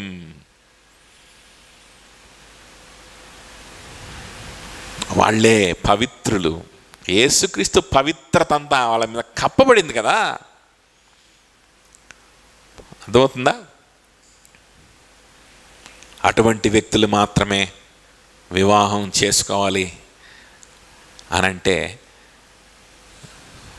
ఆత్మీయ జీవితానికి దేవునికి మంచి బలు అర్పించడానికి నా వివాహానికి ఏంటండి సంబంధం అనడానికి వీలు లేదు.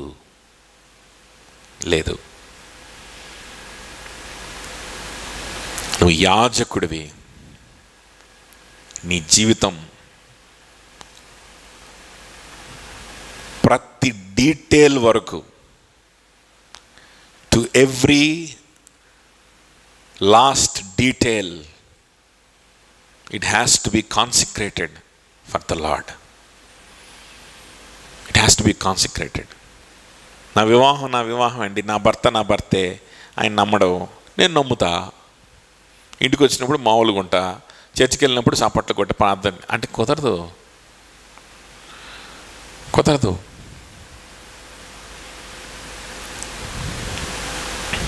రక్షింపబడినటువంటి వ్యక్తిని వివాహం చేసుకొని రక్షణ సునాదములు వినిపించేటువంటి, సువార్త ప్రకటింపబడేటువంటి కుటుంబముగా నువ్వు కట్టబడాల్సిందే.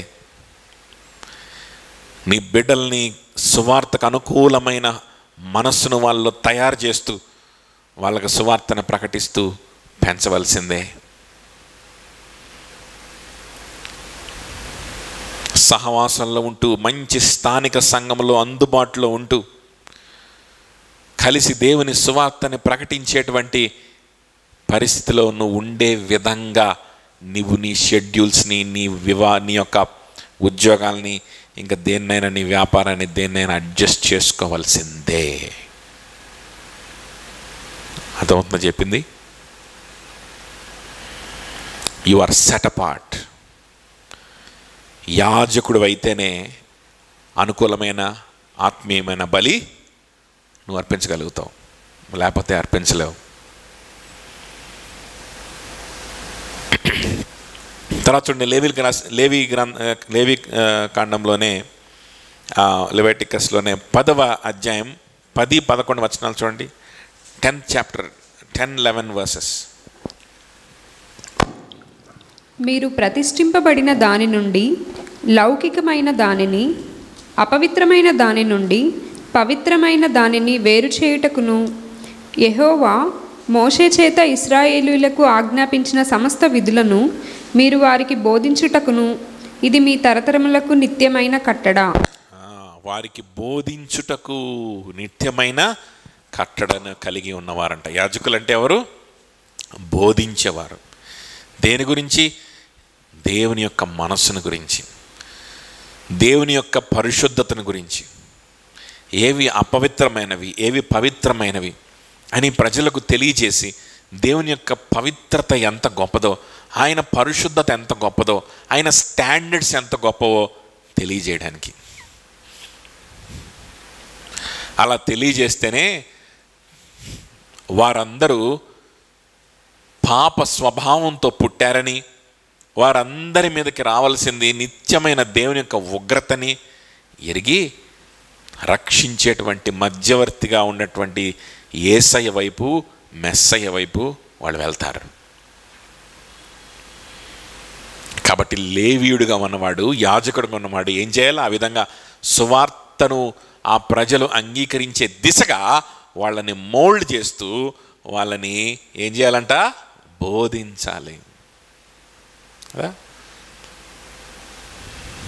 దేవుని యొక్క యాట్రిబ్యూట్స్, దేవుని యొక్క పరిశుద్ధత గురించి మనం బోధిస్తూ ఉంటాం సండే స్కూల్లో, అలాగనే మన యూత్ మీటింగ్స్లో వాటిలో ఎందుకు బోధిస్తున్నాం?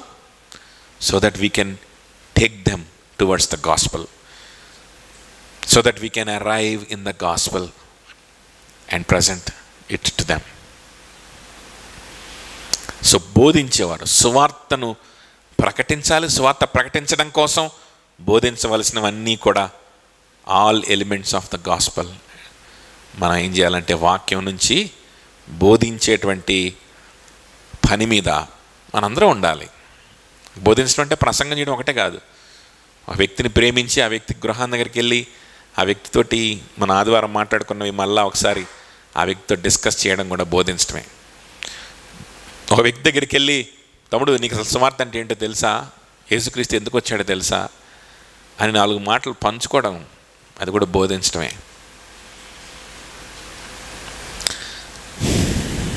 చూడండి, అలాగనే నిర్గమకాండం, ఎక్సోడస్ ఆఖరికి చూసి మనం ముగించుకున్నాం. 28వ అధ్యాయం 29-30 వచనాలు. Exodus chapter 28, 29, 30 versus.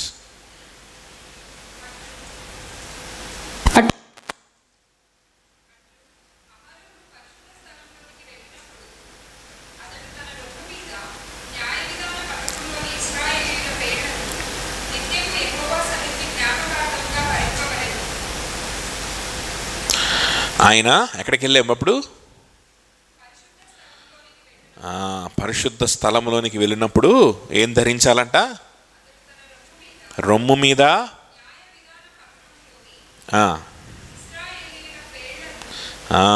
ఇశ్రాయేలీల పేర్లు, ఇశ్రాయేల్ గోత్రముల పేర్లు, మరి ఆ ఇశ్రాయేల్లో ఉన్నటువంటి కొన్ని దేవుడు ఏర్పాటు చేసిన గుంపుల పేర్లు అవేంటో స్పష్టత లేదు, కానీ అక్కడ ఉన్నటువంటి ఆ న్యాయ విధానంలో ఉన్న విధంగా అంట ఆ ఇశ్రాయేలీల యొక్క వాళ్ళు ఉన్నటువంటి గుంపుల పేర్లు ఇశ్రాయేలీలందరినీ రిప్రజెంట్ చేస్తున్నట్లుగా వాళ్ళ పేర్లన్నీ కూడా ఆయన రొమ్ము మీద ధరించాలి.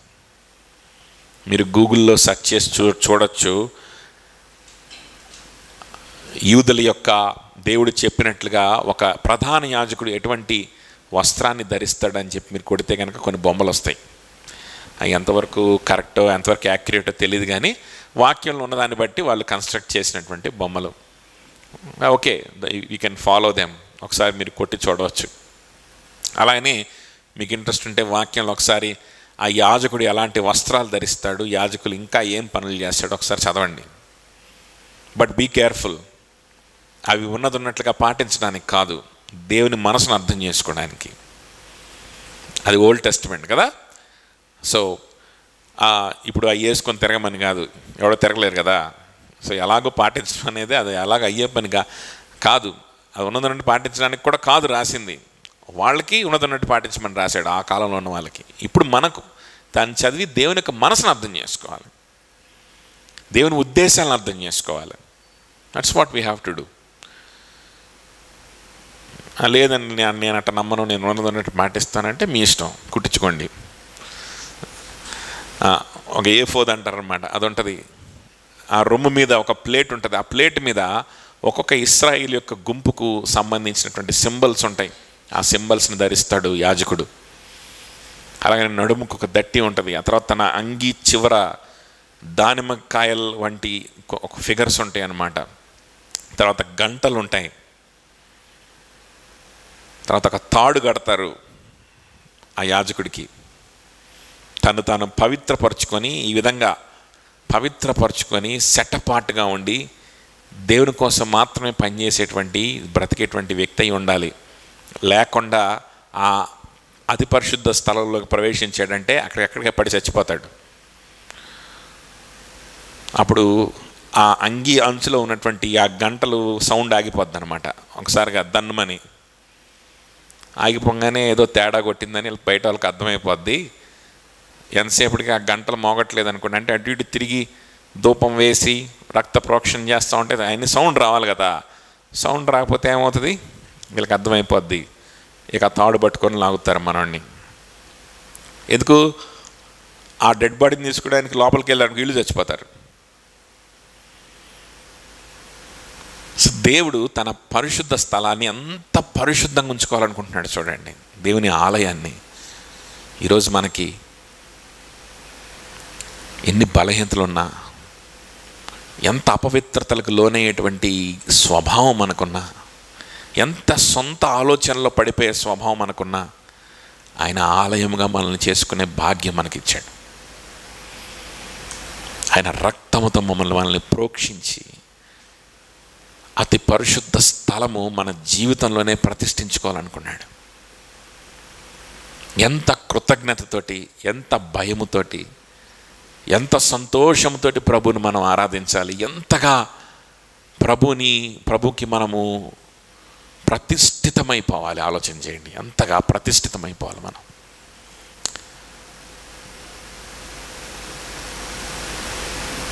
ఎంతగా మన హృదయంలో, మన జీవితానికి ఎక్కడ ఏ మూల కూడా దేవునికి సంబంధం లేని కార్యక్రమాలు జరగకుండా ఎంతగా పవిత్రపరుచుకుంటూ కట్టబడాలి దేవుని ఆలయముగా.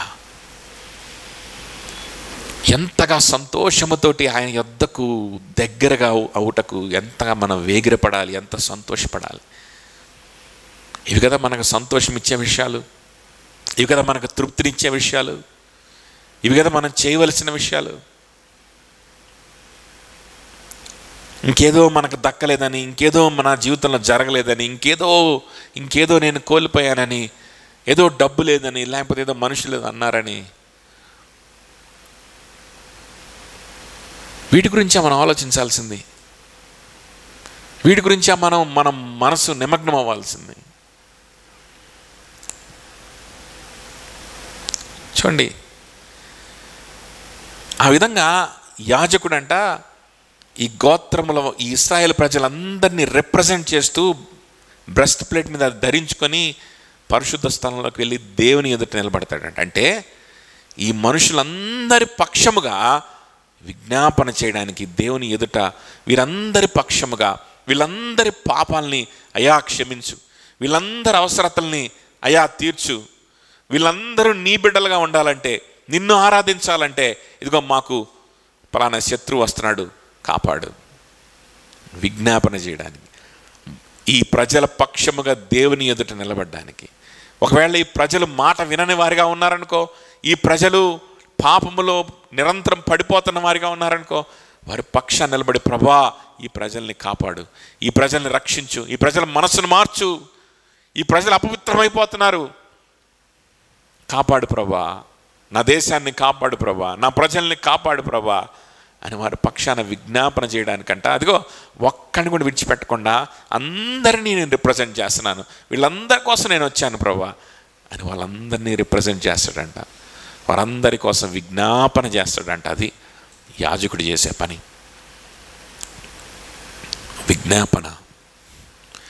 నశించిపోయేటువంటి ఆత్మలకి దేవునికి మధ్యలో నిలబడేవాడు యాజకుడు. అపవిత్రులైనటువంటి లోకానికి, బలహీనులైనటువంటి లోకానికి దేవునికి మధ్యలో నిలబడేవాడే యాజకుడు. ఆ యాజకుడు మధ్యలో ఉన్నారు కాబట్టి వీళ్ళు దేవుని ప్రజలు అవుతారు. దేవునికి వీళ్ళకి మధ్యలో యాజకుడు లేకపోతే వీళ్ళు దేవుని ప్రజలు అవరు.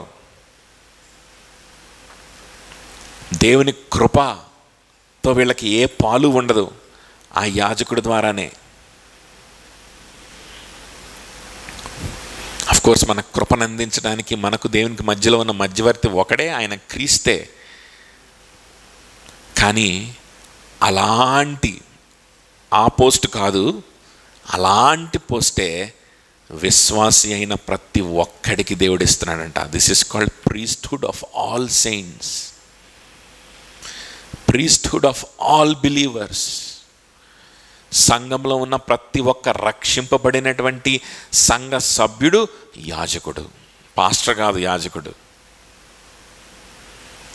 పాస్టర్ కాదు అంటే పోయి ప్రసంగాలు చేయమని కాదు, యాజకుడు అయిపోయావంటే దాని అర్థం విజ్ఞాపన చేస్తున్నావు. అసలు నువ్వు నశించిపోయేటువంటి ఆత్మకి దేవునికి మధ్యలో ఎప్పుడన్నా నిలబడ్డావా? ఎప్పుడన్నా కన్నీరు గార్చావా? ఎప్పుడన్నా ఒక వ్యక్తి రక్షణ కోసం ప్రార్థన చేసావా? ఒక వ్యక్తి ఆత్మ ఎదుగుదల కోసం ప్రార్థన చేసావా? కన్నీరు గార్చావా? ఒక వ్యక్తి ఆత్మీయంగా ఎదగకుండా అడ్డుపడుతున్నటువంటి బంధకాల కోసం ఆ వ్యక్తికి దేవునికి మధ్యలో విజ్ఞాపన చేసావా? నించున్నావా ఎప్పుడన్నా? అది యాజకుడు చేసే పని, పరిశుద్ధ యాజకులు చేసే పని అది. ఫస్ట్ ఏంటి? దేవుని కోసం మనల్ని మనం ప్రతిష్ఠించుకుంటాము. ఇంకోటి ఏంటి? బోధించే వారిగా ఉంటాము. అంత మాత్రమే కాదు, దేవునికి ప్రజలకు మధ్యలో విజ్ఞాపన చేసే మధ్యవర్తులుగా ఉంటాం. చార్ల్స్ స్పర్జన్ గారు రాసినటువంటి ఇంకొక మాట నేను చదివి వినిపించి మనం ముగించుకుందాం. God has consecrated you to the office. Do not neglect it, lest the blood of the souls should lie at your door. God has consecrated you to this office. Do not neglect it, lest the blood of the souls should lie at your door. నశించిపోయేటువంటి ఆత్మల యొక్క రక్తము నీ గుమ్మము దగ్గరే ఉంటుంది. జాగ్రత్త. దేవుడిచ్చినటువంటి ఈ గొప్ప బాధ్యతను నువ్వు నిర్వర్తించకపోతే నశించిపోతున్న ప్రతి ఆత్మకు మనం బాధ్యులమవుతామంట. మనం బాధ్యులమవుతాం. రక్షింపబడకుండా, ప్రభువుని ఎరగకుండా మరణిస్తున్నటువంటి, నశించిపోతున్నటువంటి ప్రతి ఒక్క ఆత్మకు మనం బాధ్యులమవుతాం. ఆ వ్యక్తి కోసం నేను విజ్ఞాపన చేయలేదే, ఆ వ్యక్తి కోసం నేను కన్నీరు కార్చలేదే, ఆ వ్యక్తి నశించిపోయాడు. ఆ రక్తము మన గుమ్మం ఎదుట ఉంటుందంట. ఆ రక్తాన్ని తొక్కకుండా నువ్వు బయటికి వెళ్ళలేవు, లోపలికి రాలేవు. ఆ రక్త అపరాధాన్ని నువ్వు తప్పించుకోలేవంట. అర్థమవుతుందా? When God has given you this office, ఇంత గంభీరమైన అద్భుతమైన అవకాశం నీకు ఇచ్చినప్పుడు నీకు కనిపించినటువంటి ఆత్మల నిమిత్తం నువ్వు విజ్ఞాపన చేస్తున్నావా? ఈ లైఫ్ స్టైల్లో నువ్వు ఉంటే యాజకుడుగా, దేవునికి దగ్గరవడానికి మాత్రమే ప్రాకులాడేవాడిగా, ఇంకా దేవుని ఆలయముగా కట్టబడేవాడిగా నువ్వు ఉంటే ఆటోమేటిక్గా నువ్వు చేసే పనులు దేవునికి అనుకూలమైనవిగాను, ఆత్మ సంబంధమైన బలులుగాను ఉంటాయి. లేకపోతే నువ్వు ఎంత గొప్ప పని చేసినా దేవునికి అది బలియాగముగా ఉండదు. కయ్యూను అర్పించిన బలియాగానే ఉంటాయి. అదవుతుందా? విశ్వాసము లేకుండా కయ్యూను అర్పించాడు, ఏబేలు విశ్వాసముతో అర్పించాడు కదా. ప్రార్థన చేసుకుందాం. అందులో లేచి